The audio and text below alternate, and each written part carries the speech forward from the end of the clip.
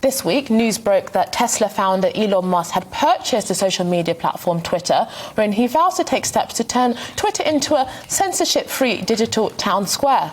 But many have pointed out that Musk's own track record doesn't exactly confirm him as a free speech absolutist, as he likes to frame himself as, and suggested that his motives in making the purchase might have more to do with promoting his own company's investments and himself than with protecting free speech. So our question today is, can Elon Musk save free speech, or are people looking for a silver bullet that isn't coming? Well, joining me now in the studio is Ralph Leonard, writer, and also Sasha White, contributor at Tablet Magazine and founder of Plebiscite. So I'll just start with you, Ralph. Thank you so much for joining me. I mean, what's your reaction? Do you think that Elon Musk can save free speech? Because actually, sometimes I think, free speech, or the problem of free speech in society, is an institution-wide, is a cultural problem. Can one person be that silver bullet? No. In my opinion, Elon Musk owning free speech is plus ça change. The more things change, the more things stay the same. Because the problem with social media and free speech is more structural than any one individual who owns it and their personal politics.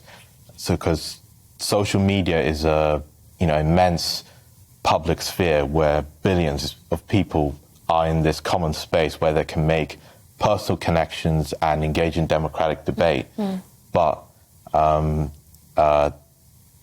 it is owned by, private companies who impose their own rules without any consistency or transparency. And that's where the problem of free speech comes in, and why you have all these, inconsistent censorship. Why does this person get banned, but this person doesn't? And that's the fundamental question that should be interrogated, instead of, whether Elon Musk can save the day against Jack Dorsey or whatever. Would you agree with that, Poppy? Because, I think that there's a really interesting point that actually is a question of transparency, clear rules applied in a way that is consistent, that, and not kind of political. Because, when you see Elon Musk on Twitter, he's almost trying to own the libs or whatever. And is it healthy that we're swapping one partisan, CEO for another? We just want clear, consistent rules. I think you're completely right to point out there's no silver bullet to this question. And Elon Musk is a bit of a huckster. He likes to joke around.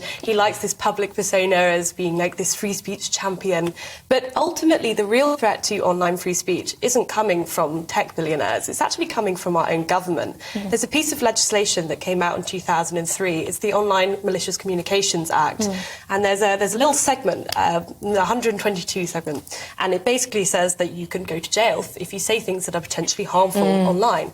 Now, that legislation is a lot worse than what Jack Dorsey is doing. That's the state actually getting involved with freedom of speech. And I think that's the real issue here we need to be talking about, not whatever Elon Musk is playing about with online.